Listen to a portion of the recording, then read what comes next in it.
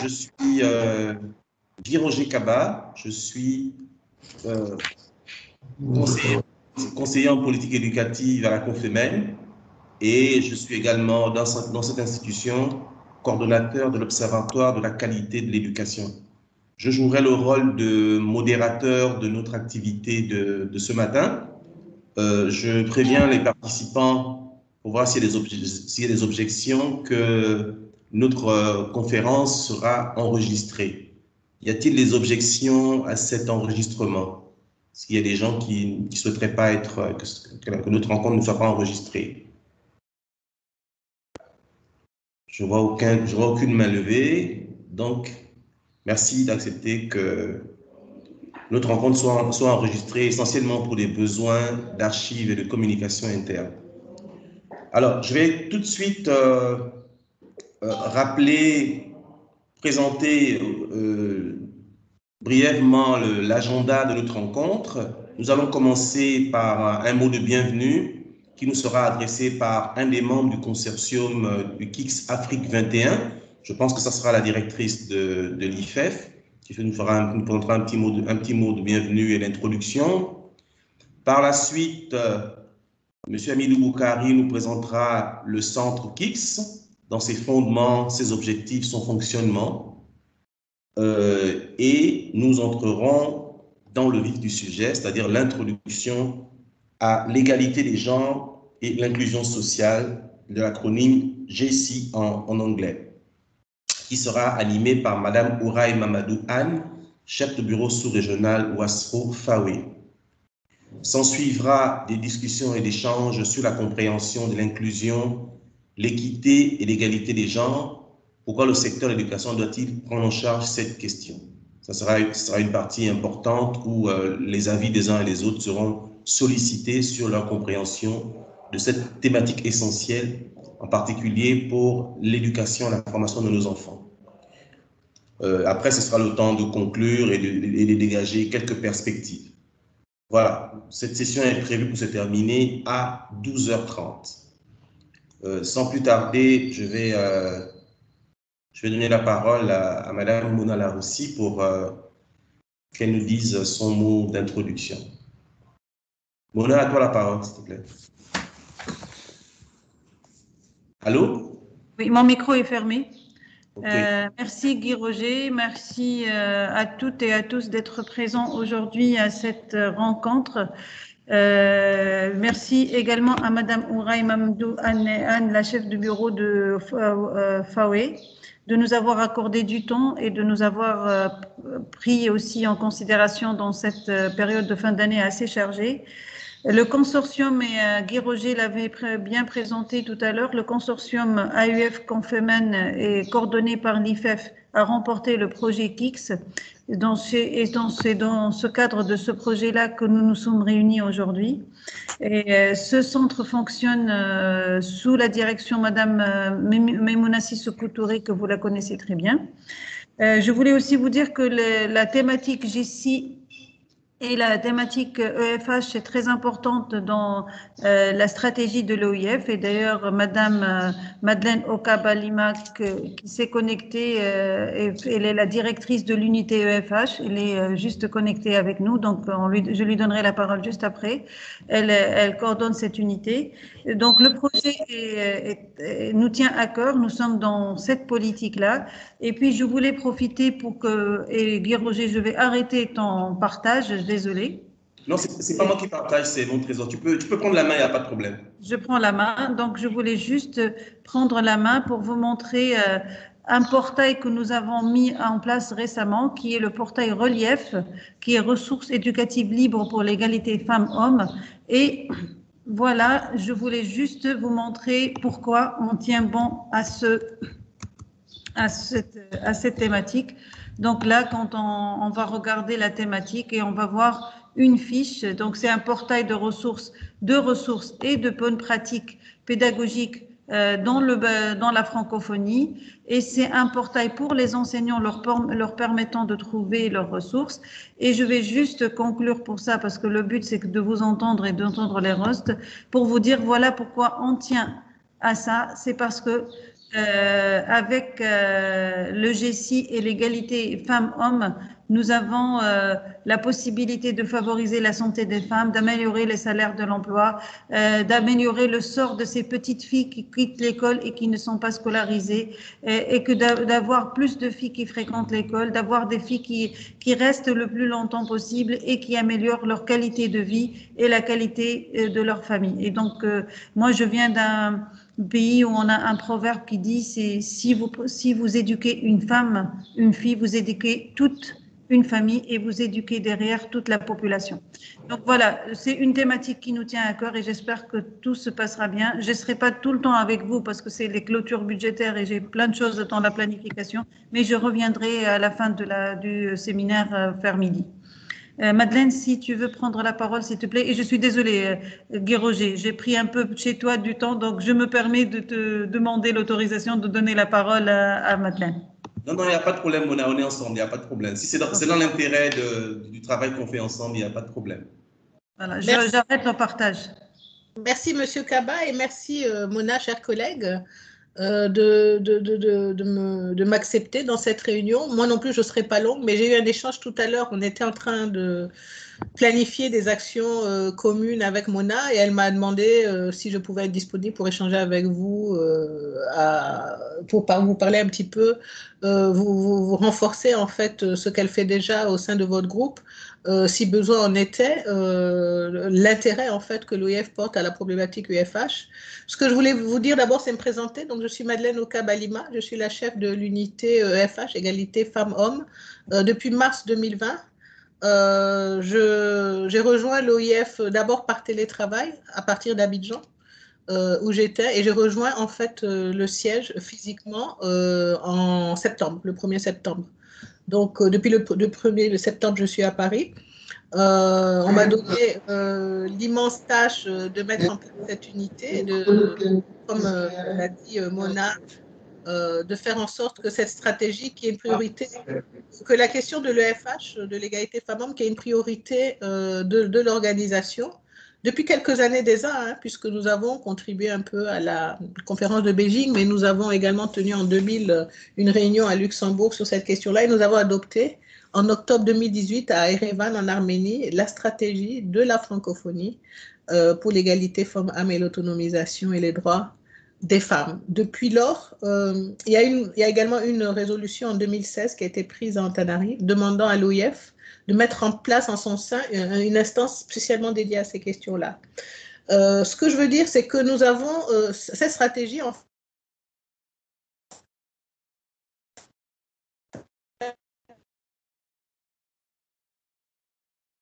troisième, c'est l'autonomisation.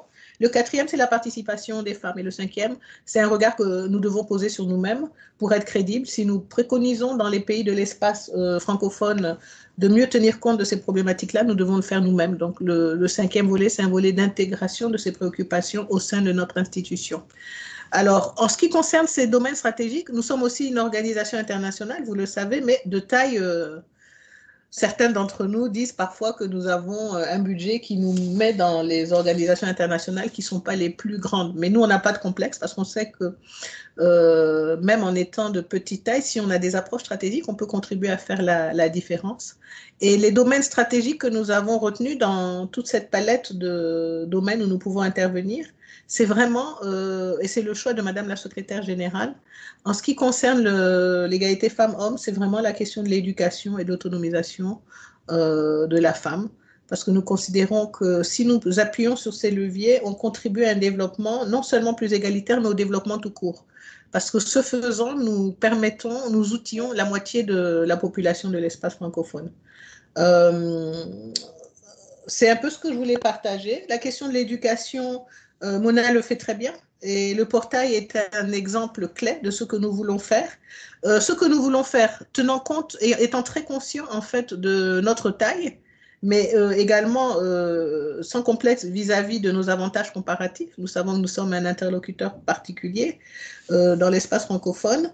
C'est vraiment combler des gaps, aller dans des endroits où il y a une demande, mais le besoin n'est pas encore couvert.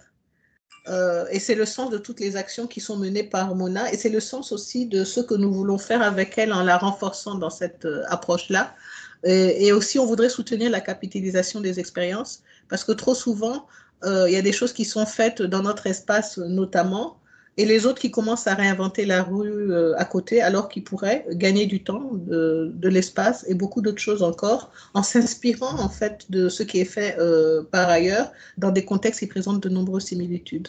Voilà un petit peu ce que je voulais partager avec vous en vous remerciant de m'avoir accepté dans cette réunion en disant que je suis disponible aux côtés de Mona, au compte de l'OIF en fait, à soutenir en fait les actions d'éducation de la fille et de la jeune fille, de la femme et de la jeune fille et d'autonomisation des femmes à travers des actions ciblées dans notre espace qui vont pouvoir contribuer à faire la différence dans notre espace. Merci beaucoup. Merci beaucoup, Madame Oka Balima. Merci beaucoup, Mona, Madame Laroussi. On est dans les temps. Le mot d'introduction a été prévu pour une dizaine de minutes. Vous avez respecté le timing. Je vous en remercie. Et vos propos étaient très, très éclairants. Ça plante le décor. Merci. Vous allez m'excuser si je ne peux pas rester pendant toute la réunion, mais je tenais à... Il n'y a pas de problème. C'est nous qui vous remercions. On remercie énormément de votre présence.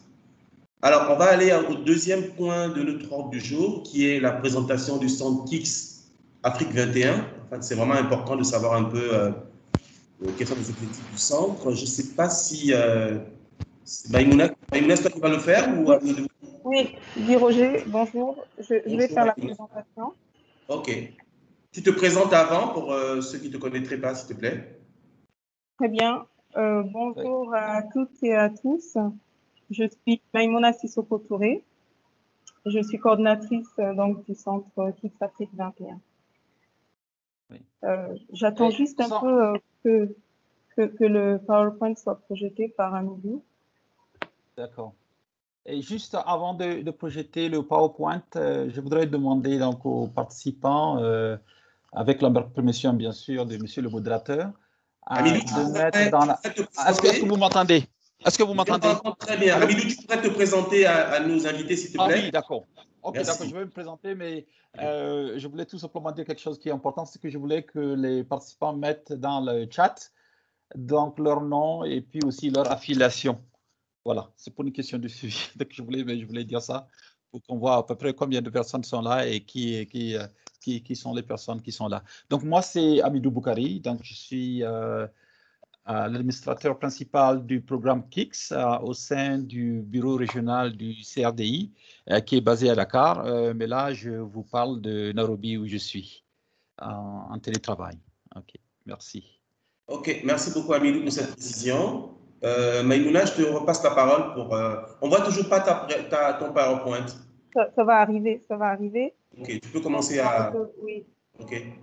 Donc, je joins ma voix à celle de la directrice AI de l'IFEF et aussi pour souhaiter la bienvenue à ce webinaire aux participants sur la problématique de l'inclusion, de l'équité et de l'égalité des genres. Et donc, nous comptons donc beaucoup sur votre participation active à tous. Permettez-moi également de saluer la présence de la chef unité égalité femmes-hommes, Madame Madeleine Oka-Balima, à ce webinaire. Donc, sans plus tarder, je vais faire une brève présentation générale du KIX dont nous attendons le PowerPoint. Et comme Guy Roger l'a dit, on va donc faire un point sur le fondement, ses objectifs et son fonctionnement afin que vous ayez des informations qui vous permettront de mieux vous situer par rapport à ce webinaire. Le KIX, c'est donc une initiative conjointe du CRDI et du PME. C'est un important programme qui consiste à promouvoir le partage des connaissances et des innovations pour les 68 pays qui sont soutenus par le Partenariat mondial pour l'éducation. Le but du KIX, c'est fondamentalement de générer et de mobiliser des données probantes pour aider à renforcer les systèmes éducatifs de ces pays. Amidou, tu peux aller sur le slide suivant, s'il te plaît. Et comme vous pouvez le visualiser sur cette diapo, le KIX a deux mécanismes interconnectés. Dans le premier, KIX facilite l'échange direct des connaissances et le PME et le CRDI soutient 4 pôles régionaux pour rassembler les parties prenantes du secteur de l'éducation des pays membres, bien entendu, afin d'identifier les défis communs et de générer et partager des données et des idées. Donc, 2 KICS couvrent des pays d'Afrique, dont je vais, en tout cas, dont fait partie notre centre KICS, et un pour l'ensemble des pays, en tout cas une partie des pays d'Europe, d'Asie et du Pacifique, et un pour l'Amérique latine et les Caraïbes. Le programme KICS dispose également d'un mécanisme de financement, et dans ce cadre-là, un ensemble de projets mondiaux a été lancé cette année pour aborder des questions transversales pour les systèmes éducatifs. Monsieur Hamidou Boukari, qui est administrateur général du KICS, pourra vous en parler tout à l'heure. Il faut noter que le KICS est particulièrement intéressé non seulement par l'identification des bonnes idées, des innovations, des connaissances, mais aussi par la compréhension de ce qu'il faut pour adapter et mettre à l'échelle. Donc, l'impact des approches éprouvées et prometteuses. Voilà donc de manière générale ce qu'est le KICS. Maintenant, en ce qui concerne le KICS Afrique 21, que nous représentons aujourd'hui, je viens de dire qu'il y a 4 pôles régionaux et un des pôles est le KICS Afrique 21.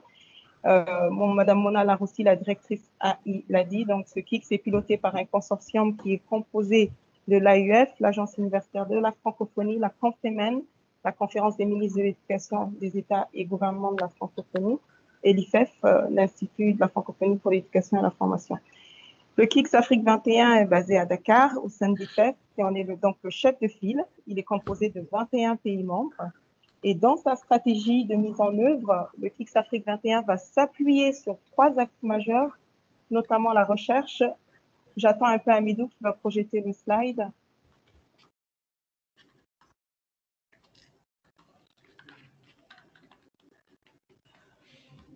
Hamidou, tu nous suis? Oui. Ah, merci.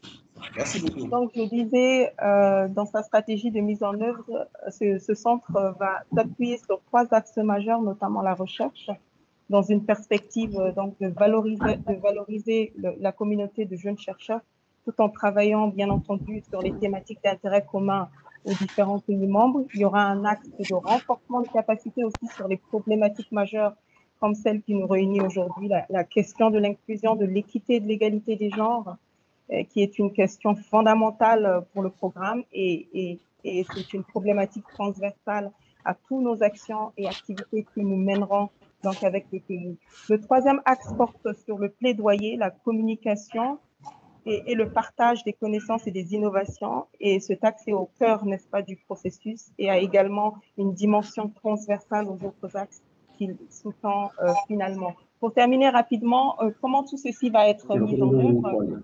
Nous allons identifier clairement 2 points d'ancrage. Hamidou, le prochain slide, s'il te plaît. Au niveau national, nous allons nous appuyer sur les groupes de coordination nationale du KICS, car le programme a une structuration au niveau national qui est en train de se mettre en place et qui, ce groupe aura pour rôle de nous aider à rendre le programme beaucoup plus pertinent aux priorités nationales et aux défis communs, et aussi très important de nous soutenir aussi pour regrouper et partager l'expertise nationale afin que d'autres pays puissent apprendre les uns des autres et surtout faciliter l'utilisation des preuves, des données et des connaissances provenant aussi de notre centre dans les dialogues politiques nationaux et aussi les processus de planification parce que notre but, c'est d'impacter, bien entendu, les politiques publiques d'éducation. Nous allons travailler aussi avec la société civile, les partenaires techniques et financiers. Et enfin, au niveau régional, il y a également notre groupe de référence régionale avec 3 zones représentées, donc l'Afrique de l'Ouest, l'Afrique centrale et l'océan Indien. Voilà, donc, de manière générale, le programme KICS est plus particulier, le KICS Afrique 21. Et nous sommes convaincus que ces débats seront extrêmement riches compte tenu, n'est-ce pas, de la présence parmi nous d'experts en la matière. Et j'ai eu à échanger avec certains avant le début de la conférence tout à l'heure et je m'en réjouis. Et je pense que pour cette conférence sur l'inclusion, l'équité et l'égalité des genres, en tout cas, c'est une première étape vers une série d'ateliers que nous comptons organiser pour approfondir justement la réflexion sur cette thématique d'une importance majeure dans le système éducatif. Donc, vos éclairages, vos propositions, vos expériences nous aideront à mieux cerner, n'est-ce pas, les attentes à ce niveau-là. Je vous remercie encore une fois pour votre participation. Guy Roger, je te redonne la parole. Merci beaucoup, Maïmouna, pour la clarté de ton intervention et puis surtout pour le respect du temps qui t'était imparti. Vraiment, merci beaucoup. Ça nous permettra de rester dans les temps, nous permet de tenir compte des impératifs des uns et des autres et de profiter de leur présence au maximum. Je remercie tous ceux qui nous ont rejoints à cette conférence et je leur dis qu'on va rentrer dans le vif du sujet, notamment sur la thématique du genre, de l'égalité et de l'inclusion. Je donnerai donc la parole à Madame Ouraï Mamadou Anne, chef de bureau sous-régional Ouassro Fawe, qui va nous faire une introduction à la question du GESI, égalité des genres et inclusion sociale. Je ne sais pas si Madame Anne nous suit. Je lui donne la parole. Je vous suis. Voilà, Madame. À vous la parole. Si vous pouvez activer votre micro, votre caméra pour qu'on puisse vous voir quand vous parlez et puis vous présenter très brièvement avant de commencer. Merci beaucoup. À vous la parole. Merci infiniment pour la parole. Je vais mettre la vidéo très brièvement parce que j'ai une connexion des plus instables. Donc, pendant que je me présente, je la laisse active et puis après, je vais la switcher. Je sais que ce n'est pas des conditions idéales en distanciel, mais des impératifs de connexion m'y obligent. Donc, je m'appelle Ouraï Mamadou Anne. Je suis la représentante du FAWE au bureau Afrique de l'Ouest et du Centre, basé à Dakar. FAWE est basé à Nairobi. C'est une organisation qui existe depuis près de 30 ans, 28 plus exactement. Le cœur de notre métier, c'est la promotion de l'éducation des filles et l'autonomisation des femmes, tout en n'oubliant pas qu'au niveau infranational, il y a beaucoup de disparités qui obligent aussi à travailler pour l'éducation des garçons. Parce que dans certaines zones de notre continent, c'est plutôt les garçons qui ne vont pas à l'école. Alors ça, c'est brièvement la présentation du FAWE. Merci infiniment à l'IFEF et à la Confemen de nous avoir invités à cette rencontre. Étant donné que le genre est le cœur de notre métier, ce sera toujours un plaisir pour nous d'apporter tout appui qui serait jugé nécessaire dans ce domaine-là. Si vous permettez, je vais partager mon écran. Monsieur le modérateur. Vous pouvez y aller, madame. Vous pouvez y aller. Vous avez la main. D'accord. Alors, attendez. Hop, hop, hop, hop.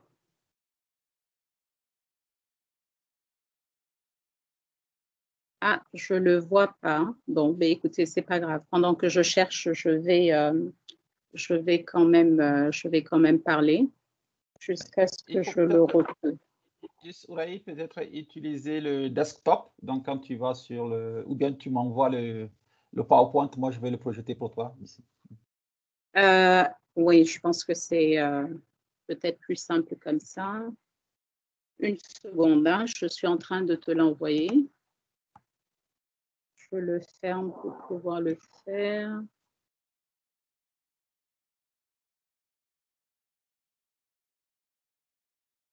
Et donc, ce qui m'a été demandé, c'est de parler un peu de l'égalité de genre et de l'inclusion sociale dans l'éducation et de faire ressortir également son importance pour le développement. Et il y a aussi un focus, enfin pas très exactement un focus, mais en tout cas intégré dans la réflexion la crise sanitaire actuelle de la COVID-19.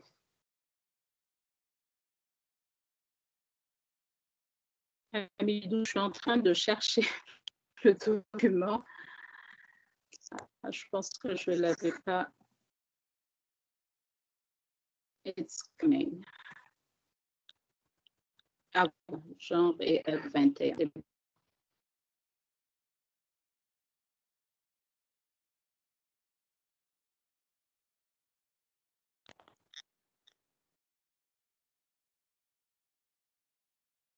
Désolée, je reviens à vous. Donc, en attendant que Hamidou puisse projeter la présentation, très rapidement, en guise d'introduction, on va d'abord regarder les bases. C'est quoi le genre par rapport à une autre notion qui est la notion du sexe. Donc, ça va être le sexe, c'est plutôt biologique, anatomique, quand la notion de genre renvoie plutôt à une construction sociale. Et donc, c'est une attribution. Quand on dit attribution, il y a quelqu'un qui attribue. Donc, on voit déjà qu'il y a une notion de pouvoir. Hamidou? Oui, allô? Tu disais, oui, tu disais quelque chose? Tomel, oui, d'accord. Il faut aussi peut-être fermer ta vidéo pour libérer la bande passante. Parce que ça, Je pense que c'est fait, hein? J'ai fermé ma... Ah, ok, c'est bon. C'est mieux? Oui, on vous entend mieux, oui, on vous entend mieux. D'accord, très bien. Donc, je vais reprendre. Je parlais donc qu'on va commencer, je disais donc, pardon, qu'on va commencer par les bases, à savoir une petite clarification conceptuelle sur ce qu'est le sexe par rapport au genre. Le sexe étant biologique, et donc les gens sont ou de sexe masculin ou de sexe féminin. On est vraiment sur le biologique, sur l'anatomie. Quand pour le genre, on fait plutôt référence à des rôles que les sociétés attribuent aux femmes et aux hommes. Et donc, c'est une construction sociale. Il est enseigné, il est acquis. Et à ce titre-là, il peut changer au fil du temps, tout comme il peut être renforcé. Alors, en termes de terminologie, et pourquoi est-ce important de se pencher là-dessus, c'est qu'il est quand même important qu'on ait...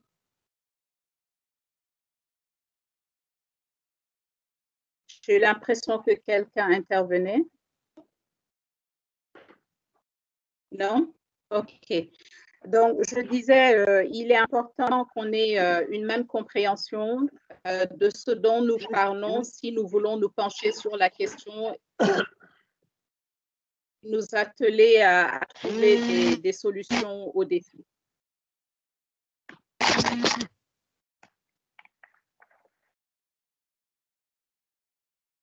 Et donc, il est question de concepts, les notions de genre et de sexe, on en a parlé. Il y a des analyses et des approches qui sont utilisées en matière de genre, et notamment la sensibilité au genre, la transformation, qui est une nouvelle approche qui vient compléter celle qui était là avant, à savoir les approches ciblées ou les approches intégrées.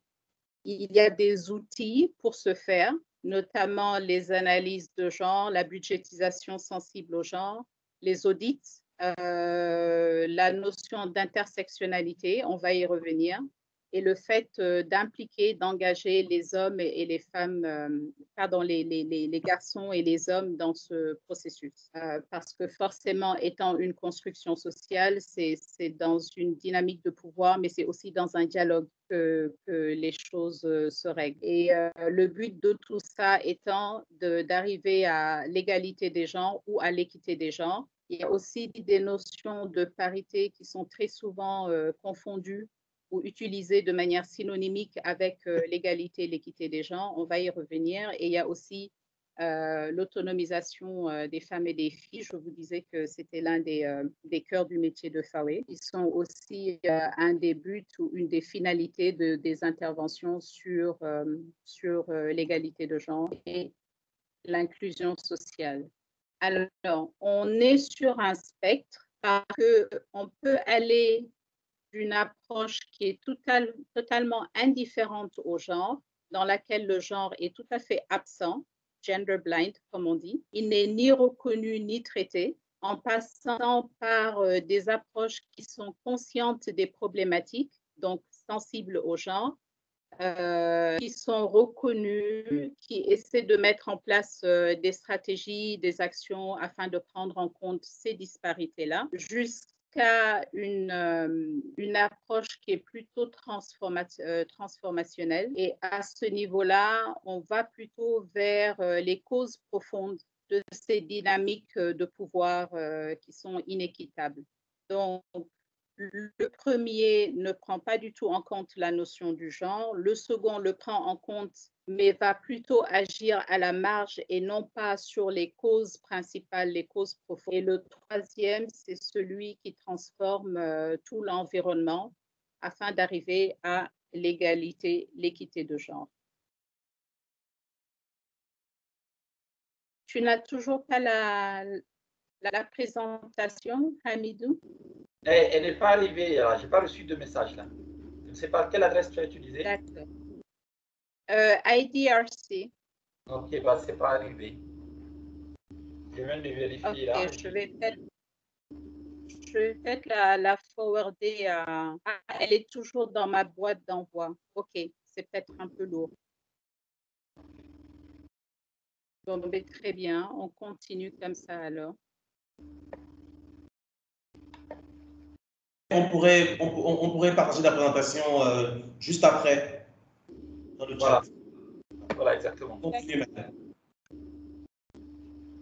Alors, je parlais rapidement des objectifs et donc on va zoomer un tout petit peu justement sur ces objectifs-là.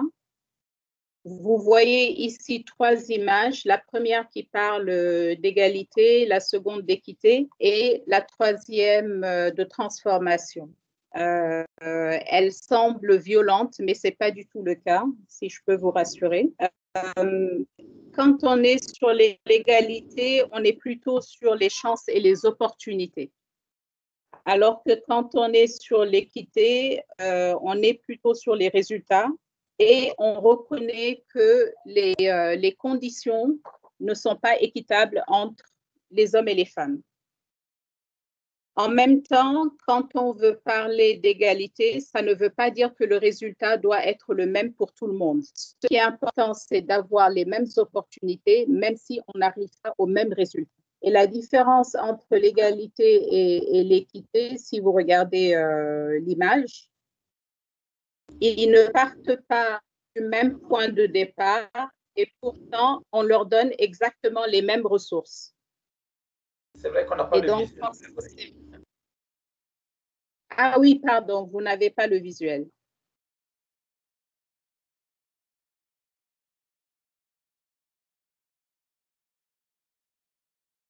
Je vais voir si c'est toujours dans ma boîte d'envoi. Désolée, hein. Je n'arrive pas à trouver le... Et c'est la boîte Gmail. Est-ce que vous pouvez essayer de partager directement? Ça ne marche toujours pas en partageant?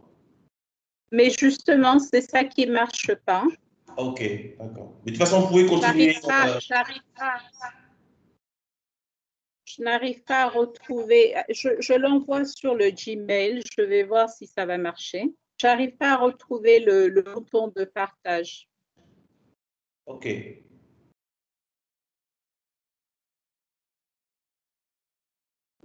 Je crois que là, la version de Teams qui est sur en ligne, cette version-là ne donne pas cette fonctionnalité. Ah, d'accord. Oui, je ne l'ai pas enregistré sur ma machine, effectivement. Okay.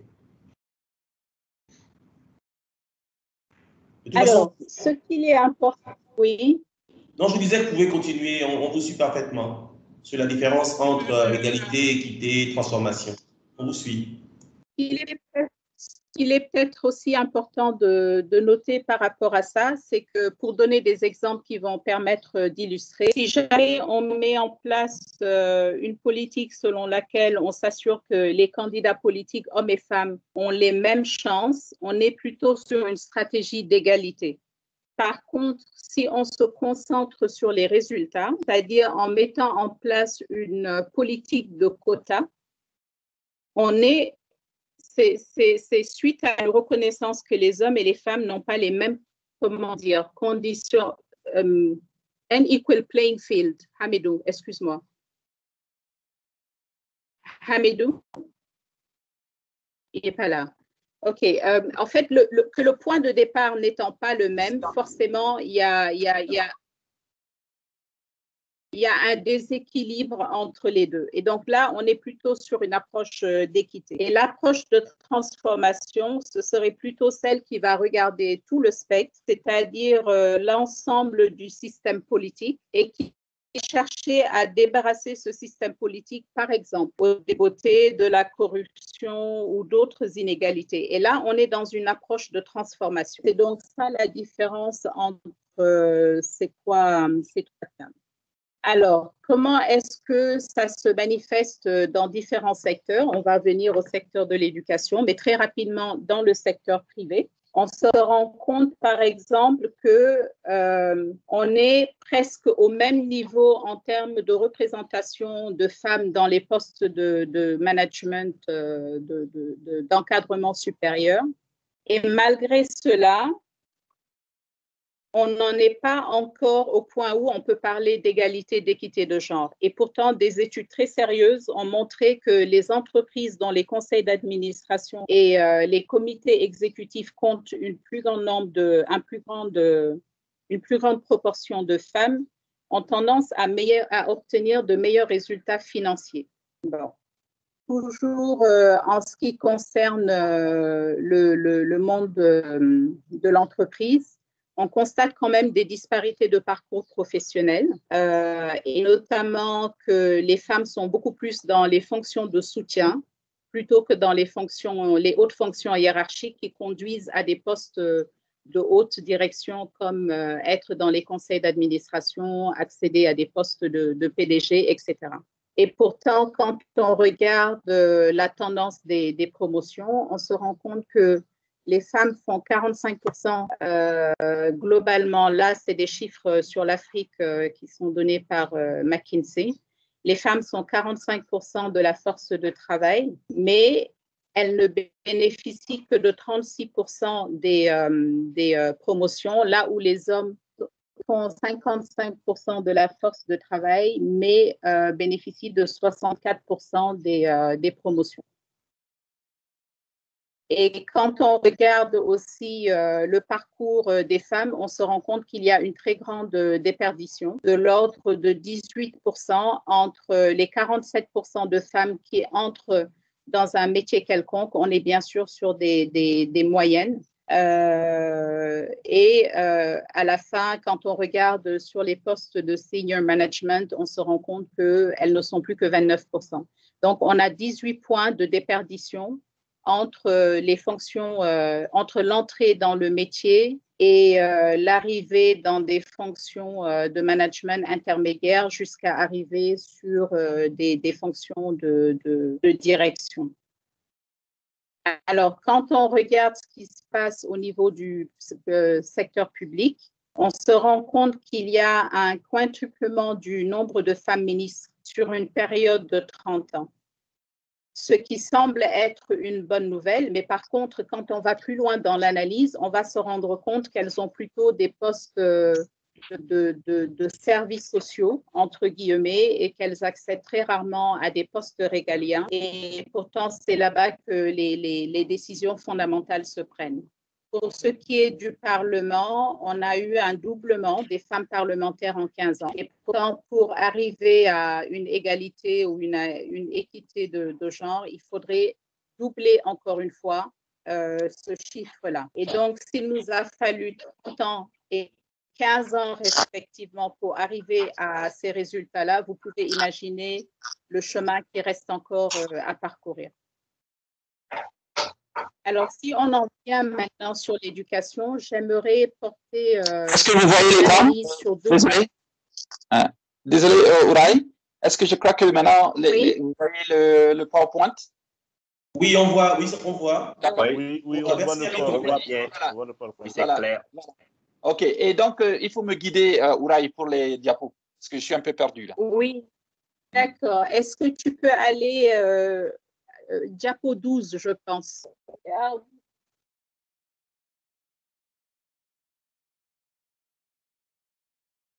Données éducation.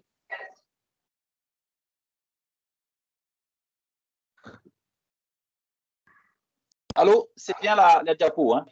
Données éducation. Oui, oui, c'est celle qu'on a. Oui. Oui. C'est celle Voilà. qu'on a. OK. OK, c'est bon alors. C'est exactement OK, ça. OK. Et donc, je vais focaliser sur deux aspects, notamment les filles qui sont en dehors du système scolaire et le second aspect, c'est les filles qui accèdent à l'école. Next. Hamidou. C'est bon là? Je suis sur aperture régionale, niveau d'exclusion le plus élevé du monde. C'est bon? Ou bien la prochaine? Exactement. C'est bon. Voilà, Non, c'est bon. OK. On est bon. Et alors là, vous vous rendez compte quand même, je ne vous ai pas mis les chiffres globaux, j'ai juste concentré sur les chiffres en Afrique subsaharienne. Et j'aimerais que vous portiez l'attention sur le cercle rouge, les 52. Parce que si dans le monde, on a 258 millions d'enfants qui sont hors système scolaire, on ne va pas entrer dans les détails de qu'est-ce qu'on entend par hors système scolaire, c'est-à-dire toutes les sous-catégories qui composent ce grand groupe. On se rend compte que 98 millions de ces 258 millions sont concentrés en Afrique subsaharienne, dont le Nigeria qui concentre entre 9 et 13 selon les sources des données. Alors, si on revient sur l'Afrique subsaharienne, parmi les 98 millions, on a 52 millions qui sont des filles, ou 54%.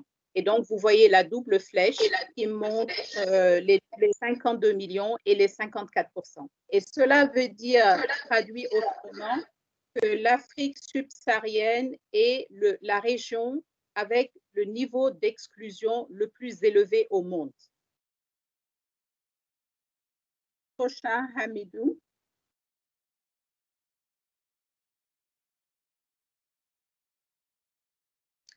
Alors, quand on regarde le profil de scolarisation, donc celles qui n'y sont pas et maintenant celles qui accèdent à l'école, on pourrait penser, ben, c'est très bien, notre travail est fini, on les a amenés à l'école. Les données nous disent tout à fait le contraire. Et là, j'aimerais que vous regardiez le premier cercle, l'accès au primaire, on a 111. Et regardez la déperdition jusqu'à l'achèvement du secondaire. De 111, on se retrouve à 18. Voilà, par exemple, le parcours d'une cohorte.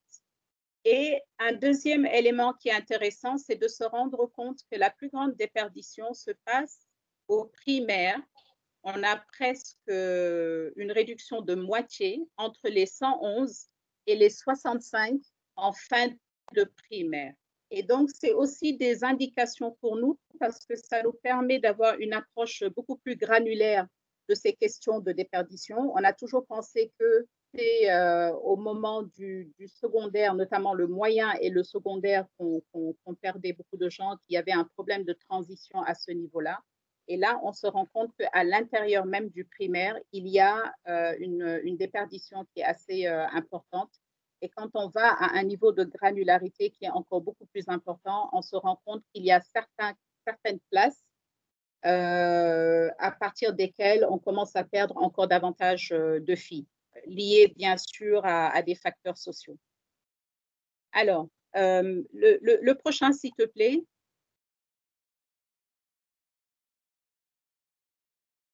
Zut, j'ai oublié d'enlever le nom. Je suis désolée parce que je n'ai laissé que le nom des pays qui ne font pas partie de la région. Donc ça, c'est un outil qui est extrêmement intéressant. C'est un outil de l'UNESCO. Je parlais tout à l'heure d'intersectionnalité. On y est. c'est quand on regarde comment est-ce que différentes dimensions de la marginalité peuvent se potentialiser. C'est une base de données de l'UNESCO sur la privation et la marginalisation dans l'éducation. En l'occurrence, ici, on a 23% d'écart entre les hommes et les femmes. Et quand on combine le genre, la langue, la région, la localisation géographique et le statut socio-économique, on se rend compte que pour chacune de ces dimensions-là, quand on y ajoute la dimension genre, les données se détériorent encore davantage. Et donc, ce qui veut dire tout simplement que le genre est quand même une catégorie centrale. Je ne vais pas aller dans les définitions de la pauvreté en éducation ou de l'extrême pauvreté en éducation, mais juste pour faire comprendre que chaque fois qu'on prend une dimension de marginalité ou de privation, en y ajoutant le genre, on obtient des chiffres qui sont encore pires que ce qu'on avait en moyenne. Et donc, c'est ça qu'on appelle l'intersectionnalité, c'est-à-dire la combinaison de différentes ou le recoupement de multiples dimensions d'inégalité et qui sont exacerbées ici, en l'occurrence, avec la dimension genre. Alors, si on lit tout ça, on se rend compte, par exemple, ça c'est les données du rapport de suivi mondial sur l'EPT, que l'atteinte de la scolarisation universelle au Mali est différente pour les garçons et les filles. Et si on ajoute une autre dimension, à savoir la localité, elle arrive beaucoup plus tôt pour les garçons des villes, suivis par les filles, toujours de milieu urbain. Et ensuite, en 2081, pour les garçons des zones rurales. Et ensuite, en 2110 pour les filles des zones rurales. Donc, vous voyez bien ici, si on prend le point d'entrée qui est la localisation et qu'on y ajoute le genre, on se rend compte que dans chaque sous-catégorie, à savoir ville et zone rurale, quand on y ajoute le genre, c'est toujours en défaveur des filles. Alors, ça, on a l'exemple de ce pays, mais c'est une tendance qui est similaire pour la grande majorité des pays d'Afrique subsaharienne et notamment des pays de notre région, sauf peut-être pour le Cap-Vert. Et je ne sais pas si Sao Tomé et Principe, oui, Sao Tomé et Principe est aussi dans la région du Hub 21. Et c'est un pays où les parcours scolaires sont différents parce que c'est plutôt en défaveur des garçons qu'en défaveur des filles. C'est les deux exceptions qui me viennent rapidement comme ça à l'esprit à brûle pour point. Sinon, cette tendance, elle est valable pour les pays de la zone Hub 21. Et donc, si on revient à la moyenne Afrique subsaharienne, c'est plutôt en 2086 qu'on pourrait avoir une chance d'atteindre la scolarisation universelle. On commence déjà à se faire une idée de ce que ça veut dire de prendre en compte la dimension genre ou pas, et avec les autres dimensions de marginalisation ou de privation, le côté aussi inclusion, parce que l'ODD 4 demande une éducation inclusive qui ne laisse personne de côté. Alors, j'aimerais vous présenter ici un cadre d'analyse. Il y en a beaucoup. J'aime bien utiliser celui-ci parce qu'il a un avantage qui est qu'il montre à la fois les éléments visibles et invisibles. Et donc là, on est sur l'axe horizontal. À gauche, vous avez l'informel, l'intangible. Donc, c'est l'invisible. À droite, vous avez le formel et tangible, c'est le visible. Ensuite, sur l'axe vertical, il met en lien les changements. Donc, on va du changement individuel vers le changement systémique. Et donc, vous avez 4 cadrans. Très souvent, quand on s'occupe de défis dans l'éducation, on a tendance à plutôt regarder le cadran inférieur droit et très rapidement commencer à parler de règlement, de politique de loi, ou alors on va aller au cadran supérieur, à droite. là, on va mettre l'accent sur les ressources. On va mettre l'accent sur les ressources comprises comme ressources financières, mais aussi comme compétences, comme ressources intellectuelles. Et du point de à gauche, on a tout ce qui est invisible. Donc, dans le cadran inférieur, on a les normes sociales qui sont beaucoup plus importantes que tout ce qui se passe à droite. Donc, ça, c'est... S'il vous plaît, je demanderai à ceux qui n'ont pas la parole de fermer leur micro, s'il vous plaît, pour que Madame Anne puisse parler tranquillement, de manière audible. Merci. Vous pouvez continuer, Madame. Merci bien. Et donc, j'étais donc sur les deux cadrans qui se trouvent à la gauche. Le cadran inférieur sur les normes sociales, qui est extrêmement puissant, parce que c'est là-bas qu'on va retrouver tout ce qui concerne les traditions, les attitudes, les éléments profondément enracinés qui expliquent les pratiques discriminatoires, etc.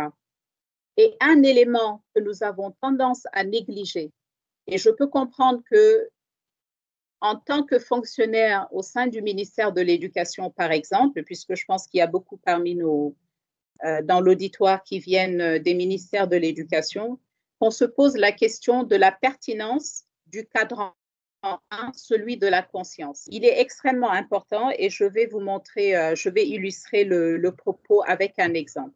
Le prochain, Hamidou, s'il te plaît. Voilà, merci bien. Les flèches montrent les liens qu'il peut y avoir entre les différents cadrans. On peut parler d'absence de politique sectorielle en ce qui concerne la violence basée sur le genre en milieu scolaire, qui est un des fléaux qui nous mine dans notre région. Pour expliquer cela par le fait que nous n'avons pas de personnes ressources pour sensibiliser les élèves. Le prochain lien, c'est entre les ressources et la conscience. À partir du moment où nous n'avons pas de ressources pour sensibiliser les élèves, on peut subodorer que les victimes ne connaissent pas leurs droits.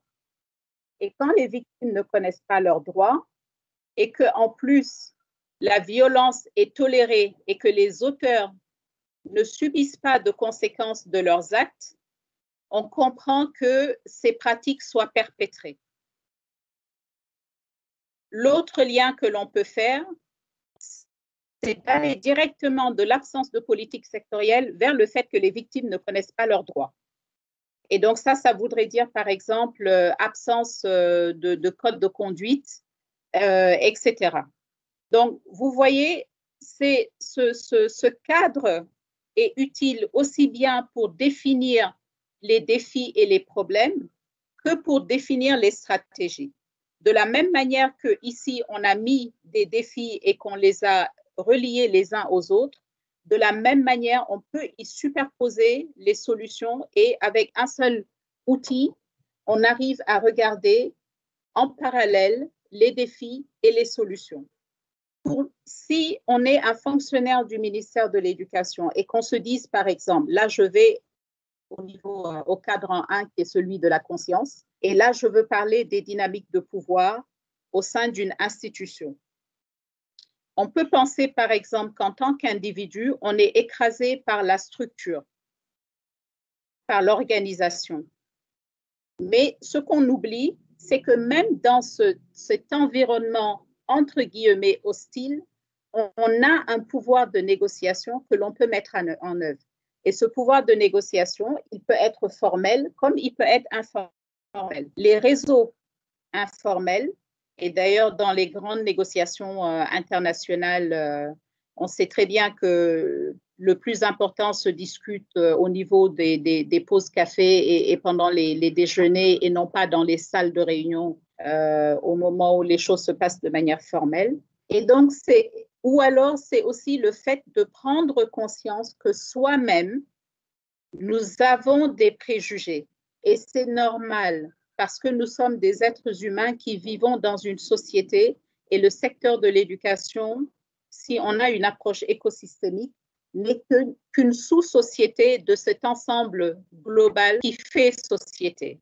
Et c'est là où on peut aussi commencer à s'interroger soi-même en tant que fonctionnaire au sein du ministère de l'Éducation, quelles sont les actions, aussi minimes soient-elles, est-ce que je peux entreprendre pour faire avancer la question de l'égalité et de l'équité des genres? Très souvent, on est beaucoup plus sur les cadrans 1 et 2. On oublie le cadran 3. Je reprends, excusez-moi, on est plutôt sur les cadrans 2 et 3. On oublie le cadran 4 et on occulte tout simplement le cadran 1 qui est quel est le rôle que moi, en tant qu'individu, au sein d'une structure, je peux jouer. Le prochain.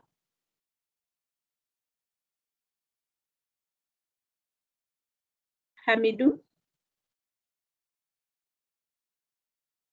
On peut passer au prochain, s'il vous plaît. Voilà. Alors, sur la base de ce que j'ai dit précédemment, on comprend que si on veut s'attaquer à la question du GECI ou de la GECI en bon français, on est obligé de travailler sur plusieurs dimensions en parallèle. En tout cas, si on est dans la notion de transformation et non pas seulement de s'arrêter au niveau de l'équité ou de l'égalité de genre. Il faut bien sûr aller au niveau politique, il faut aller au niveau école, il faut cibler les enseignants, il faut cibler également les communautés et enfin la fille elle-même. Le prochain, je vais, au sein du système, je pense que je n'ai pas besoin de développer, vous connaissez certainement mieux que moi. Je vais aller au suivant. Hamidou, s'il te plaît.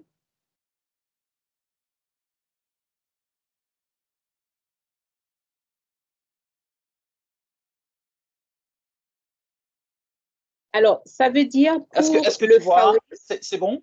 Oui, Okay. Oui, c'est bon, merci. Okay. Ça veut dire pour le FAWE que nous avons une approche en ce qui concerne l'éducation des filles. Les changements qui vont se passer, tu peux rester là où tu étais.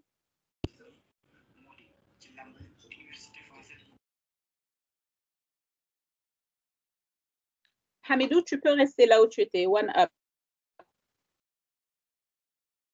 Voilà. Une chose est de s'assurer que les filles vont à l'école. Et une autre chose est de s'assurer qu'elles y restent, qu'elles apprennent, parce qu'on sait maintenant avec la crise de l'apprentissage que nous avons 250 millions d'enfants au monde qui sont à l'école et qui n'apprennent pas. Et donc, c'est ce qu'on a appelé la crise de l'apprentissage. Et parmi ces 250 millions qui sont à l'école qui n'apprennent pas, la moitié d'entre eux a 4 années d'enseignement primaire et ne maîtrisent pas les bases fondamentales. Et pour ce qui est de la zone francophone, je pense que le PASEC l'illustre à suffisance, et notamment le PASEC 2014. Et donc, je suppose que nous sommes tous impatients de voir ce que le PASEC 2019 va donner. Donc, les changements dans les communautés et les familles vont permettre aux filles d'aller à l'école, parce que la décision d'envoyer son enfant à l'école, elle revient quand même à la famille, à la communauté. C'est la demande sociale en éducation. Maintenant, une fois qu'elle y est et qu'elle rencontre un enseignant qui n'est pas conscient des besoins différenciés des garçons et des filles en matière de processus d'enseignement-apprentissage, elle va se décourager et certainement ou elle va abandonner ou alors ses performances ne seront pas à la hauteur. Et donc, c'est là où il est important de voir l'approche de transformation en vue d'atteindre l'égalité de genre et l'inclusion sociale comme une approche holistique qui travaille en même temps sur tous les leviers qui concourent à l'atteinte de ce résultat-là et à la réalisation de l'éducation des filles. Next.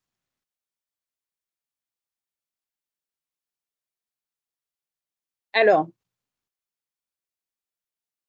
une chose que nous avons découverte récemment, c'est les recherches du FAWE qui ont fait ressortir ça. entre autres, c'est que l'identité de genre se cristallise très tôt et elle est internalisée et les enfants agissent en conséquence. Entre 3 et 6 ans, cette identité de genre est déjà fixée.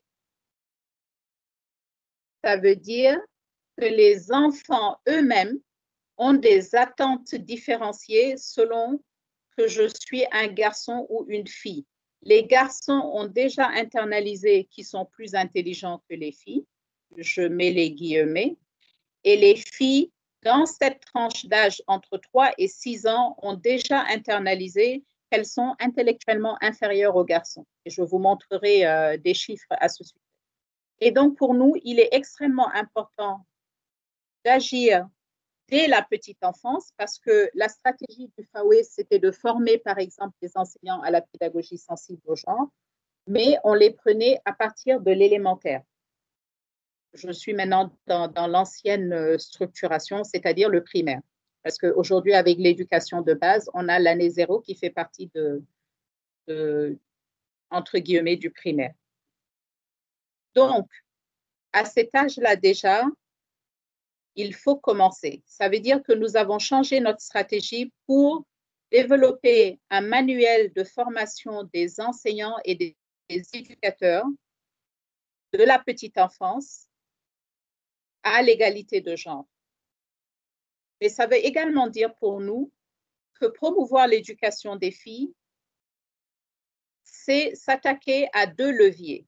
L'un des leviers est l'instruction. Et c'est ce à quoi on pense automatiquement en pensant à l'école. C'est un lieu d'instruction. Mais le second levier qui est tout aussi important, c'est l'autonomisation des filles. Et nous avons des exemples à suffisance qui montrent que on pense avoir réussi l'éducation des filles. Elles sont arrivées jusqu'au lycée, elles sont même à l'université, elles font des études brillantes de sciences et elles gardent quand même en elles un fond d'insécurité intrinsèque et aussi par rapport aux capacités supposées des hommes. Alors, comment est-ce que ces messages se cristallisent très rapidement? Il ne faut pas penser que c'est seulement le message exprimé explicitement, le message verbal ou écrit. Le non-verbal est tout aussi puissant. Et ce non-verbal-là fait beaucoup de dégâts, malheureusement, excusez-moi pour le mot trivial. Et il peut prendre plusieurs formes. Next, Hamidou.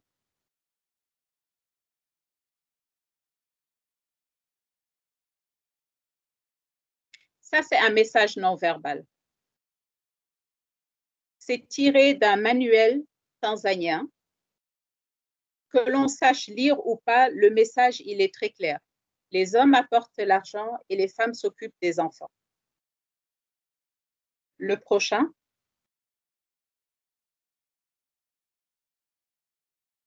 Pareil. Les hommes forts face, ou les garçons et les hommes forts, si vous voulez, face aux filles et femmes, aux jolies filles et femmes. Quand les filles sont confrontées à ça, elles n'ont pas besoin qu'on leur dise explicitement « vous êtes inférieur aux garçons ». Elles l'ont internalisé d'office. Le prochain, s'il te plaît, Hamidou. Non, tu peux passer.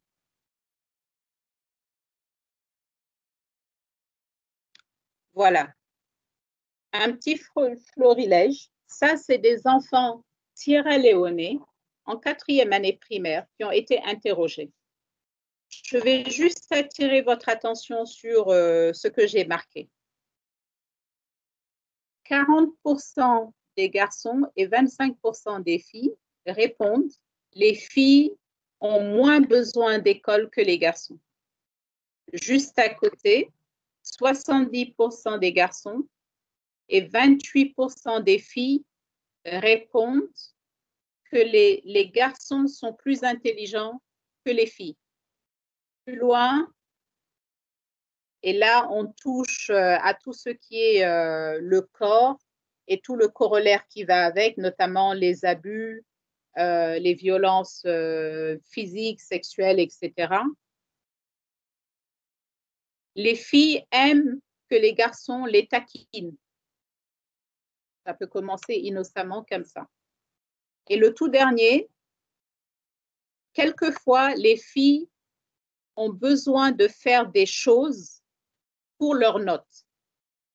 Et je sais que dans la zone francophone, par exemple, non, c'est dans la zone anglophone, sexually transmitted rates, on parle beaucoup de notes transmises sexuellement en référence aux maladies transmises sexuellement, parce qu'on sait qu'il y a beaucoup de filles qui sont mises sous pression, malheureusement, par les adultes dans la communauté éducative. Et la récompense est d'avoir de bonnes notes. Le prochain, s'il te plaît, Hamidou. Et donc ça, ce sont des enfants qui sont en 4e année de primaire. Donc, en gros, si on doit faire une analogie très rapide, c'est le CE1, CE2 dans le contexte francophone. Alors, si on ajoute maintenant la COVID dans cette analyse-là, c'est tous les enfants qui ont été touchés, mais différemment. Autant les filles que les garçons ont des obstacles à la continuité éducative, mais peut-être que les raisons n'en sont pas les mêmes. Très souvent dans nos sociétés, c'est aux filles qu'incombent les tâches domestiques. Et donc, ça veut dire qu'elles ont moins de temps à consacrer à leurs études. C'est également aux filles qu'incombent les soins pour les parents qui sont malades ou bien les membres de la famille qui sont malades. Un deuxième élément qui diminue le temps qu'elles peuvent consacrer aux filles. Et en ces temps de COVID où les revenus des ménages se sont beaucoup détériorés, très souvent, on peut aussi leur demander d'aller faire du petit commerce, etc., pour améliorer un tout petit peu le revenu des ménages. Autant d'éléments qui font qu'elles n'ont pas de temps à consacrer à leurs études. L'exposition aux violences est amplifiée. On a des chiffres qui nous montrent une explosion des grossesses précoces. Beaucoup de services ont été suspendus, l'alimentation scolaire, la protection des enfants, etc. Et il y a un risque accru d'abandon. Ça, c'est une leçon que nous avons apprise des crises d'Ebola et de choléra. Et on sait aussi qu'en temps de crise, très souvent au sein du ministère de l'Éducation, l'égalité de genre devient la variable d'ajustement. On va vous dire non, non, non, on n'a pas le temps de s'occuper du genre, on a la crise sécuritaire. Non, non, non, on a la crise sanitaire, on n'a pas le temps de s'occuper du genre.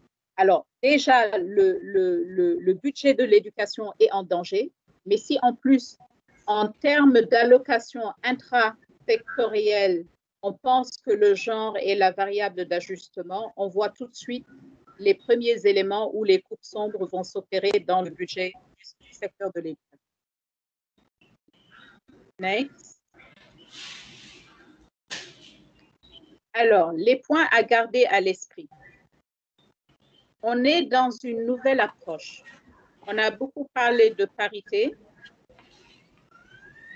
On a beaucoup parlé des filles, mais le genre s'éloigne justement de cette... avant les ODD, on mettait plutôt l'accent sur la parité. Aujourd'hui, on est sur l'égalité de genre. Et ça veut dire que le genre est supérieur à se pencher sur les problématiques des filles. C'est se pencher sur les problématiques des filles et des garçons. Ici, en l'occurrence, j'ai mis l'accent sur les filles parce que c'est la problématique dans notre région, avec les exceptions que j'ai citées tout à l'heure. Et dans d'autres régions, notamment au Maghreb, la problématique est inverse, notamment au niveau de l'enseignement supérieur. Et après, quand on va dans le monde du travail, ça s'inverse de nouveau et les filles se retrouvent en défaveur. Mais enfin, ça, c'est une autre question. C'est pas parce que les filles gagnent que les garçons perdent, et c'est pas parce que les garçons gagnent que les filles perdent. Donc, il faut pas voir ça comme étant un jeu à somme nulle. Et enfin, comme je le faisais ressortir avec l'intersectionnalité, on ne peut pas examiner le genre de manière isolée. Alors, à quoi tout ceci aboutit? Le prochain slide, s'il te plaît, Hamidou. Ça, c'est une étude qui a été réalisée par le PNUD. C'était le rapport régional sur le développement humain. Et c'est très intéressant à plusieurs titres, parce que ça nous dit que le fait de ne pas avoir pris en compte adéquatement la question de l'égalité de genre a un effet direct sur la richesse produite dans notre région. Et si vous regardez bien la carte, et ce qui est beaucoup plus intéressant d'ailleurs, ce n'est même pas les chiffres individuels des années, mais regardez la pente de la flèche. Et c'est préoccupant. Ça veut dire que depuis les années 2000, nous perdons en richesse parce que nous ne prenons pas en charge la question du genre ou nous la prenons en charge de manière très imparfaite. Et vu les problèmes de développement, les problématiques de développement de notre continent, ce coût d'opportunité est un luxe que nous ne pouvons pas nous permettre. La seule année, il y a eu une seule année, une inflexion dans le sens d'une amélioration. Et sinon, depuis l'an 2000, on est sur une pente ascendante. Et donc, ça veut dire que, autant pour des raisons personnelles, autant pour des raisons de retour sur investissement pour la communauté, pour la famille, pour la fille elle-même, autant pour des raisons d'arrêt de la transmission intergénérationnelle de la pauvreté, autant pour des raisons de richesse nationale, il est dans notre intérêt de nous pencher sur ces problèmes d'égalité de genre. Ceci, bien entendu, si nous ne sommes pas convaincus par l'approche droits humains, parce que c'est la première qui devrait nous amener à nous pencher sur cette question. Si cela ne nous convainc pas, une approche purement utilitariste devrait nous amener à nous pencher sur cette question et à essayer d'y trouver des solutions idoines. Voilà, je vous remercie. Merci beaucoup, Madame Anne. Merci beaucoup. Un exposé très riche, très documenté. Désolé à nos invités, désolé pour nos invités pour toutes les questions de partage, mais la communication va vous être partagée.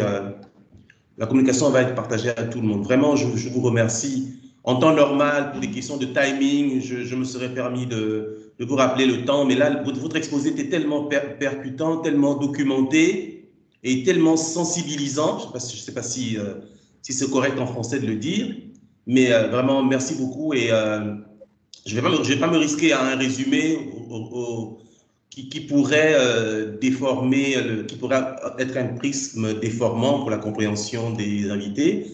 Donc, on va tout de suite, des participants, pardon, on va tout de suite aller sur les réactions. Je demanderai à ceux qui veulent réagir soit pour une contribution, soit pour une question à notre intervenante, de lever la main et d'ouvrir leur micro, de se présenter, micro-caméra, de se présenter rapidement en deux, trois mots et de prendre la parole. Voilà, je ne sais pas s'il y en a qui veulent intervenir. Je ne vois pas de main levée. Est-ce qu'il y a des questions, des éclaircissements? Ok, alors, Madame Memouna Sissoko Touré. Non, je vais commencer par Monsieur Olivier Tanqueux. Memouna, excuse-moi, je donne la parole à Monsieur, un des participants. Excuse-moi. Monsieur Tanqueux, vous avez la parole. Oui, merci pour la parole. Allô, vous m'entendez? Oui, parfaitement, on vous entend parfaitement. D'accord. Je m'appelle Olivier Tanqueux, je suis le chargé des programmes de la coalition de la société civile du Cameroun, le Stéphane. J'ai suivi avec beaucoup d'attention l'intervention qui vient de s'achever, mais j'ai juste une petite préoccupation au niveau les filles gagnent, les garçons perdent. Je n'ai pas bien suivi l'explication de madame, je n'ai pas bien perçu ça au sens d'égalité, équité, genre. C'est-à-dire le genre n'est pas un jeu à somme nulle, qu'est-ce que ça signifie exactement si je m'abstiens à la logique selon laquelle il faut se rapprocher du 50-50, comme on le dit souvent, 50-50. Cela suppose que d'un côté, il y aura une balance quand même qui va se jouer. Mais quand il dit personne ne perd, personne ne gagne, je n'ai pas bien compris cette explication. Merci, c'est un peu éclairci à ce niveau. Ok, merci monsieur Tanque pour cette question. Madame Anne va vous répondre. Maïmouna? Oui, merci beaucoup Guy Roger. Ce n'est pas une question. Je voudrais tout simplement remercier particulièrement Madame Ourey Mamadou Anne qui a accepté de faire cette présentation. Une présentation très claire, riche d'informations et d'éléments concrets comme tu l'as mentionné, Guy Roger Kaba. Je rappelle ici, pour ceux qui ont rejoint la conférence de route, on va dire ça comme ça, que Madame Anne est chef du bureau sous-régional OASRO et de FAWE. Et je salue donc cette collaboration avec cette organisation qui œuvre depuis plusieurs années sur le terrain africain et notamment francophone sur ces questions d'inclusion, d'équité et d'égalité des genres. Merci. Merci beaucoup, Maïmouna. Je ne sais pas s'il y a une autre question. Oui, Amidou? Amidou, tu as la parole. Allô, Amidou?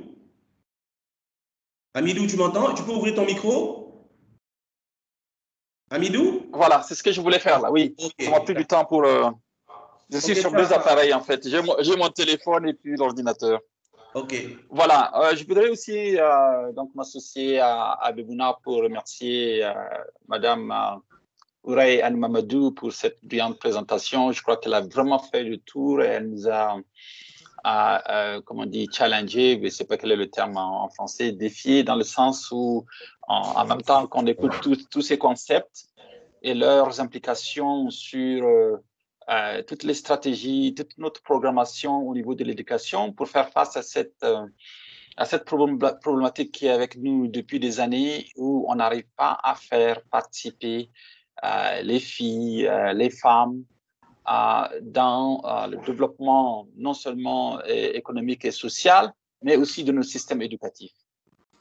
Et donc, l'idée ici pour moi, c'est que puisque nous sommes entre éducateurs, entre agents de l'État qui essaient de travailler et d'améliorer la situation dans nos pays par rapport à cette question du genre en éducation et surtout les différentes stratégies d'inclusion, c'est de demander maintenant aux participants de partir sur la base de leur expérience propre dans leur pays pour nous parler un peu de quelles sont les problématiques. Vous avez entendu toutes ces, surtout le cadre qu'on nous a présenté, que d'habitude, on se concentre beaucoup plus sur les ressources et sur les politiques, et que même ça, en fait, on n'arrive pas à aller encore dans d'autres domaines, et donc du domaine du personnel, et aussi des normes sociales.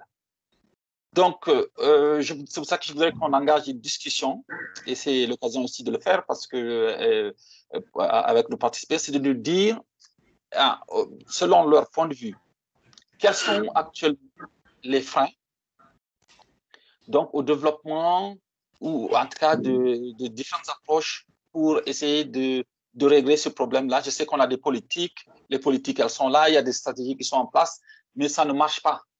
Et on voudrait savoir pourquoi. Donc, c'est la question, moi, que je voudrais poser aux participants. Merci beaucoup, Amidou, de lancer le débat. Je ne vois pas de main levée. S'il n'y a pas de réaction tout de suite, je donnerai la parole à notre intervenante, notre conférencière, pour qu'elle puisse répondre à la demande d'explicitation de M. Tanque sur la question de jeu à somme nulle. Ce que les garçons perdent, ce que les garçons gagnent ne constitue pas une perte pour les filles. Voilà, je vous donne la parole. Merci infiniment. Ça me permet effectivement d'expliciter davantage ce que je disais. Hamidou, tu veux bien remettre la carte, s'il te plaît? Quand je dis que ce n'est pas un jeu à somme nulle, ce qu'il faut comprendre, c'est que l'éducation des filles, et je pense que c'est la directrice de l'IFEF il disait ça dans son mot d'introduction. Et même dans beaucoup de nos pays africains, on dit souvent que quand on veut éduquer une nation, il faut éduquer une fille. C'est-à-dire que, pour prendre des exemples très triviaux et qui viennent d'ailleurs d'autres secteurs, dans la microfinance, on s'est rendu compte que les meilleurs payeurs, c'était les filles. Elles avaient un taux de remboursement qui était autrement plus important que celui les femmes, pardon, qui avaient un taux de remboursement qui était autrement plus important que celui des hommes. Et quand on regardait à quoi les femmes dépensaient l'argent auquel elles avaient accès, elles le dépensaient pour la santé de leurs enfants, elles le dépensaient pour l'éducation de leurs enfants. Et donc, on voit tout de suite que sur le moyen à long terme, la stratégie de mettre l'accent aussi sur l'éducation des filles pour qu'elles ne soient pas à la traîne, elle est payante pour la fille elle-même parce que sa famille sera en meilleure santé et mieux éduquée. Et donc, le papa avec. Sa famille sera mieux nourrie et donc le papa avec. Que ça a un effet sur la communauté. Donc, ça passe de la fille elle-même qui a accès à des revenus à sa famille qui est en meilleure santé, mieux nourrie et mieux éduquée, à la communauté, au pays. Parce que je pense que j'ai mis cette carte pour frapper les esprits et pour montrer quel est le lien entre le genre, l'équité et l'égalité de genre et les perspectives de développement de l'Afrique. On court derrière le développement, on ne peut pas se permettre le luxe de perdre 6% de la richesse potentielle que nous aurions pu produire, tout simplement parce que nous ne prenons pas cette question-là en charge de manière adéquate. Et donc, oui, au début, comme pour toute politique volontariste, ça veut dire des réallocations budgétaires, et à tous les niveaux d'ailleurs, ça veut dire une réallocation budgétaire intersectorielle parce qu'il va falloir augmenter le budget de l'éducation. Ça veut dire une réallocation budgétaire intrasectorielle parce que le niveau d'appropriation des ressources au sein du secteur de l'éducation doit être revu parce qu'au-delà de la question du genre, c'est encore davantage le statut socio-économique qui explique l'appropriation des ressources au sein de l'éducation. Voulant dire, les catégories sociales les plus aisées, les quintiles favorisés sont ceux qui accèdent davantage aux ressources publiques en éducation, alors que ce sont celles qui en ont le moins besoin. Donc, toutes ces questions d'équité, d'inclusion doivent être revues. D'accord? Ça voudra dire que si on dépensait 10 francs pour tout le monde, on prendra peut-être 1 franc supplémentaire à ajouter afin de s'assurer de l'égalité de genre. Et ensuite, il ne faut pas oublier que quand on est dans l'égalité de genre, au niveau national, c'est toujours en défaveur des filles, la plupart du temps, pour ne pas dire dans l'écrasante majorité des cas. Mais rappelez-vous ce que je vous disais au début. Au niveau infranational, souvent, dans les zones minières, par exemple, de nos pays, le coût d'opportunité pour envoyer un garçon à l'école est élevé et donc le garçon va travailler à la mine. Il ne va pas à l'école. Une intervention d'égalité de genre va se pencher sur les obstacles à l'éducation de ce garçon-là et va mettre en œuvre des stratégies qu'il va falloir financer. Et donc, c'est comme ça qu'il faut voir la question. Ça n'est pas je prends à Paul pour donner à Jacques ou inversement, c'est comment est-ce que je m'assure d'une allocation équitable des ressources.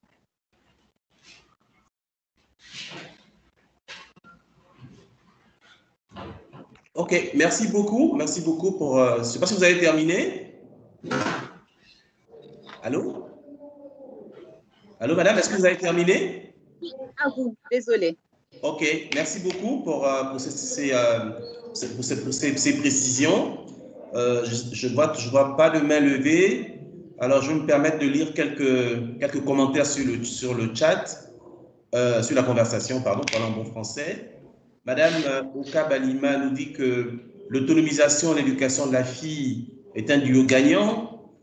Le pouvoir néfaste des stratégies sexo-spécifiques qui promeuvent, sans les verbaliser, la domination masculine. Je voudrais pouvoir avoir la présentation. Ok, la présentation sera partagée, il n'y a pas de problème pour ça.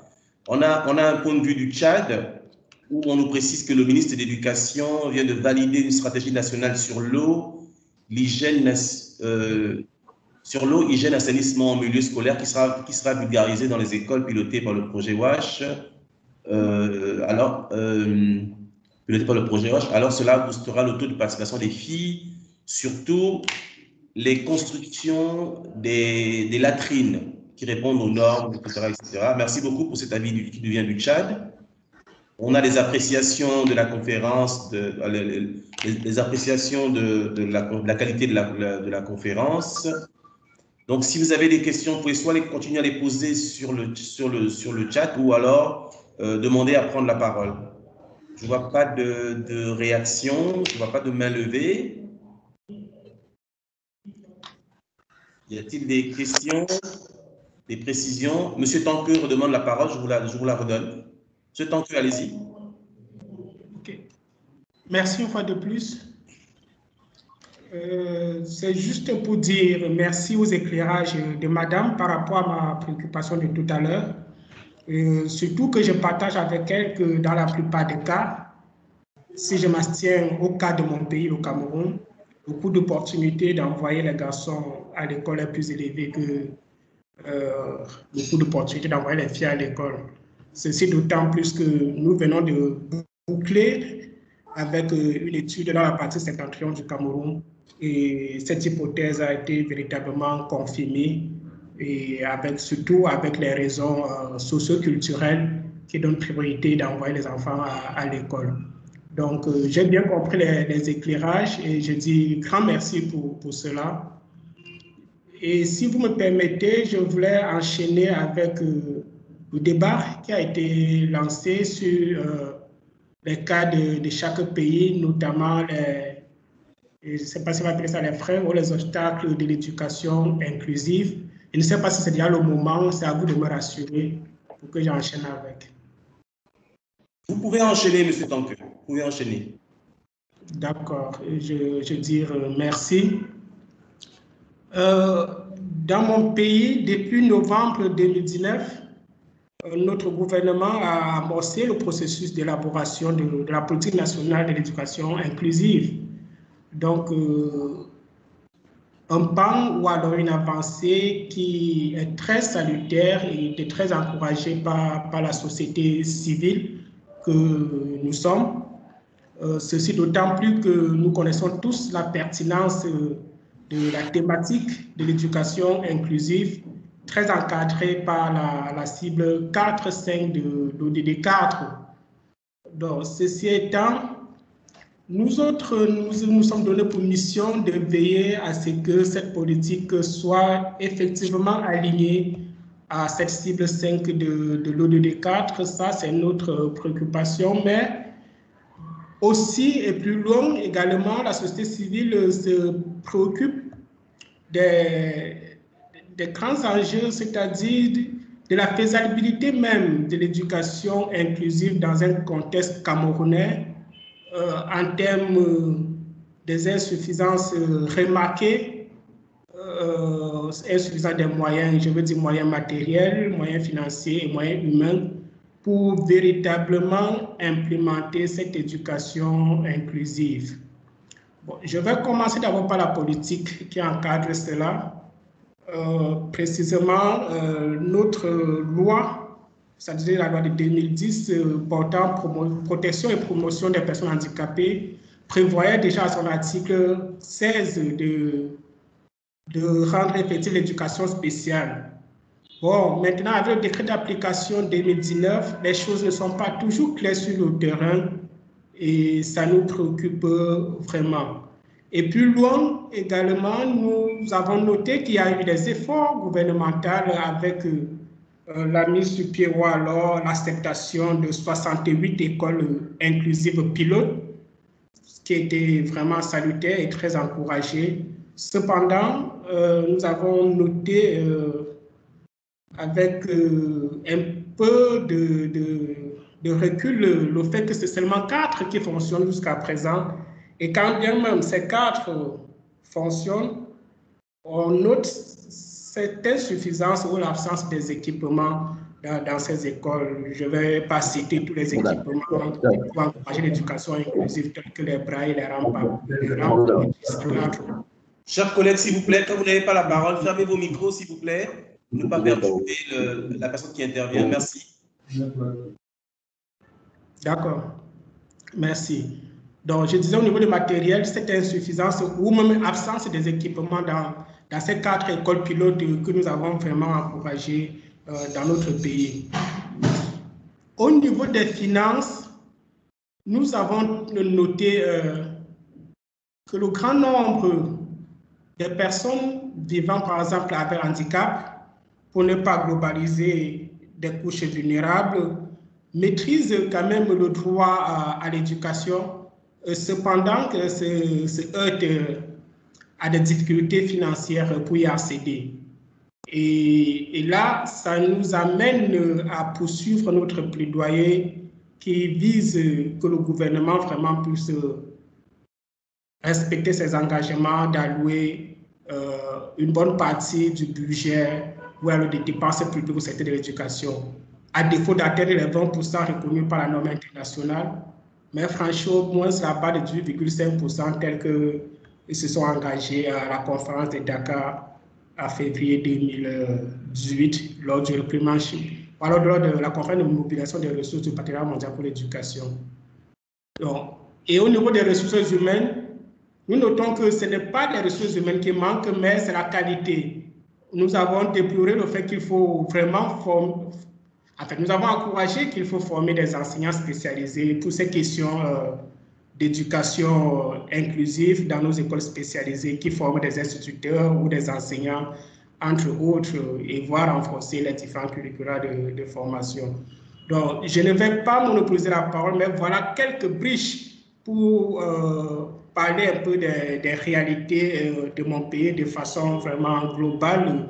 On pourra revenir au niveau des détails si le temps nous permet, mais voilà lancer en quelques mots quelques obstacles ou alors mécanismes, propositions que pour relever ce défi de faciliter l'accès de tous sur les mêmes pieds d'égalité à l'éducation. Donc, je m'arrête d'abord à ce point en attendant les réactions des uns et des autres pour pouvoir enrichir le débat. Merci beaucoup. Merci beaucoup, M. Tanque, pour ces précisions sur l'expérience du Cameroun sur la question du genre, de l'équité. Est-ce qu'il y a d'autres réactions? Sur la conversation, je vois Fassou Balakondé qui suggère de mettre l'accent sur la formation des enseignants à la pédagogie sensible au genre pour l'ensemble des pays d'Afrique subsaharienne. Il y a une réaction de Madame Anne. En effet, l'éducation intergénérationnelle est importante en tant que... Bon, donc vous pouvez lire le chat. Je reviens autour de la table pour voir s'il y a des réactions. C'est vrai qu'on a débordé un peu sur le temps qui était imparti. Oui, Amidou. Amidou, je te donne la parole. Amidou, ton micro. Ok, est-ce que vous m'entendez là? C'est bon? Là c'est bon, c'est parfait. Voilà. Bon, je voudrais simplement dire que on n'a pas pu vraiment avoir le temps d'avoir un débat, mais puisque ce webinaire, c'est le premier sur une série que nous espérons qui va être longue, donc c'est d'essayer de voir avec les participants comment nous pouvons nous organiser pour organiser encore d'autres webinaires sur la question du genre. Donc, je voudrais faire tout simplement une proposition. C'est de dire qu'avec toutes les problématiques qu'a soulevé notre conférencière, c'est de voir si nous pouvons travailler sur le cadran. Donc, sur les 4. On peut les prendre un à un et avoir des sessions beaucoup plus focalisées donc sur toute la question, par exemple, de la conscience. Quelles sont les différentes stratégies qui sont, par exemple, mises en œuvre dans les pays pour aborder cette question où on va à un changement de mentalité. La question, ensuite, on peut aussi aller sur la question des normes. Regardez aussi là, qu'est-ce qui peut être fait dans le secteur de l'éducation. Et ensuite, maintenant, d'aller revisiter encore certaines de nos stratégies en ce qui concerne donc les ressources et aussi les politiques, et commencer à questionner, c'est-à-dire trouver des problèmes aux solutions. C'est-à-dire qu'il y a beaucoup de solutions qui sont là, mais elles sont problématiques. Donc, comment est-ce que nous pouvons le faire? Donc, si nous pouvons nous organiser pour avoir au moins 4 webinaires dans les semaines à venir, bon, disons, ce sera certainement dans le premier trimestre ou le premier semestre de 2021, ce serait l'occasion. Donc, je voudrais juste avoir peut-être un retour sur cette idée, si elle est bonne, et si elle n'est pas bonne, s'il y a d'autres suggestions qui sont peut-être meilleures. Donc, c'est le sens de mon intervention. Merci beaucoup Amidou pour nous esquisser un peu les next steps, enfin les prochaines étapes qui sont envisageables. Je pense qu'il s'agit de propositions vraiment intéressantes. Ce que je pourrais dire, moi, c'est que il sera important d'adresser cette question du genre selon les 3 axes prioritaires de notre centre KIX, c'est-à-dire la recherche, notamment en nous appuyant sur les données du PASSEC. Tout à l'heure, Madame Anne a parlé de résultats PASSEC 2019. Je profite de l'occasion pour dire que ces résultats seront publiés ce lundi dès 9h30 GMT et qu'il sera possible, on partagera le lien pour participer à distance sur la présentation des résultats PASSEC. Et là-dedans, la question du genre est abordée autant pour les élèves, c'est-à-dire on a traité la question de la différence entre les performances entre les garçons et les filles. Il y a aussi dans notre rapport un modèle explicatif sur les différences qui sont rencontrées. Nous sommes allés plus loin dans ce PASSEC 2019 par rapport à PASSEC 2014, parce que nous avons regardé aussi chez les enseignants, nous avons enquêté sur les connaissances et les compétences des enseignants. Et là aussi, il est possible de regarder les différences entre hommes et femmes en mathématiques, en langue d'enseignement, et de regarder les facteurs explicatifs de ces différences et surtout de déboucher sur les pistes de réflexion et d'action. Donc tout ça va servir de base de données probantes pour asseoir nos réflexions sur l'axe 1 qui concerne la recherche. Voilà. Donc on pourrait s'appuyer sur les données du PASSEC. On pourrait aussi s'appuyer sur le travail du programme Apprendre de l'AUF. On pourrait s'appuyer également sur les travaux de l'IFADEM, de l'IFEF pour la recherche et aussi pour le deuxième axe qui est le renforcement des capacités. Donc je pense que ça ouvre toute une infinité de possibilités, comme a dit Amidou, pour nos prochaines communications. Et il y a aussi la question du plaidoyer à faire au niveau du pays. Moi, je travaille à la Confémen, qui est vraiment un organe politique. Donc, cette question du plaidoyer va être prise en compte dans le cadre du programme du centre KIX Afrique 21. Donc, voilà ce que je voulais dire un peu comme une synthèse, en même temps ouverture sur ce qui pourrait se passer dans le futur. Alors, je ne sais pas s'il y a encore des réactions. Sinon, j'inviterai Mona, si elle est en ligne, ou Amidou, ou l'intervenante, à dire un mot on va commencer par l'intervenant. On va commencer par Madame Anne pour qu'elle nous dise un mot. Ah, mon trésor, tu voulais dire quelque chose? Mon trésor, tu voulais dire quelque chose?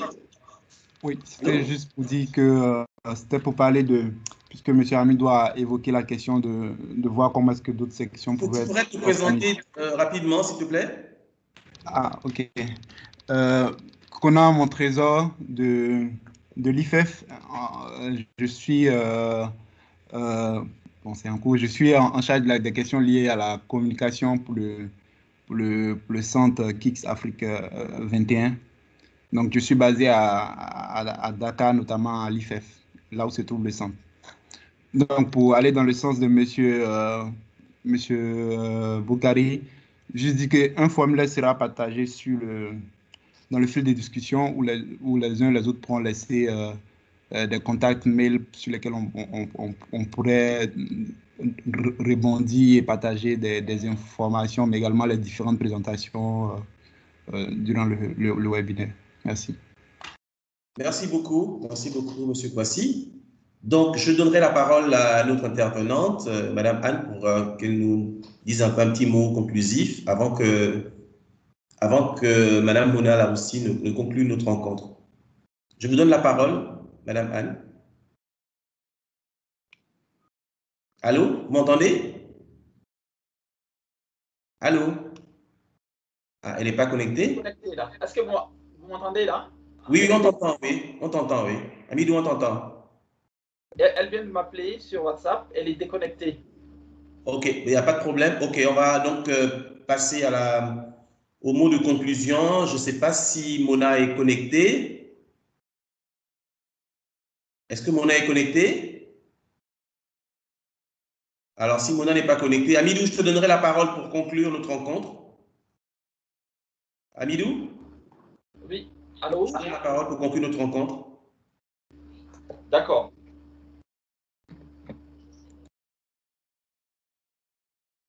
Ton micro est fermé. Tu peux y aller? Là, c'est bon. Tu peux y aller? D'accord. OK. OK. Ah, mais voilà. Donc, j'aurais bien voulu que ce soit Mona qui dise donc les mots de conclusion là pour ce premier webinaire.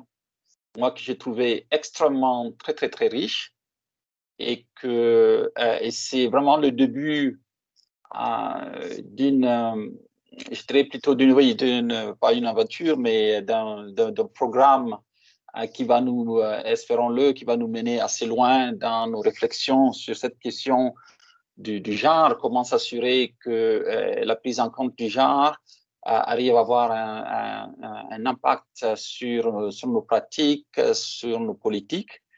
Et je crois que là, nous sommes bien partis. Nous avons été lancés donc par la conférencière qui a quand même fait un cadrage conceptuel assez important, donc qui pourra nous faire avancer dans nos réflexions et dans nos actions et dans nos pays. Donc, je voudrais, au nom du CRDI et au nom du consortium qui accompagne le CRDI et le PME dans KICS, de dire merci à tous les participants donc, qui sont venus, qui ont pris de leur temps pour assister, pour participer à ce premier webinaire. Donc, sur ce, je voudrais dire merci encore une fois de plus et au revoir. Et nous serons, mon trésor a dit qu'il y aura une sorte de questionnaire là où vous pouvez laisser donc vos remarques, vos observations et aussi vos suggestions sur la suite qu'on va donner à ce premier webinaire. L'idée, c'est d'avoir un certain nombre, en tout cas en 2021, pour qu'on puisse aller en profondeur sur certaines de ces problématiques qui ont été soulevées. Donc voilà, une fois de plus, merci beaucoup au modérateur, Guy Roger, merci beaucoup, à la coordinatrice aussi et à mon trésor qui a quand même assuré la partie technique de notre webinaire. Donc au revoir.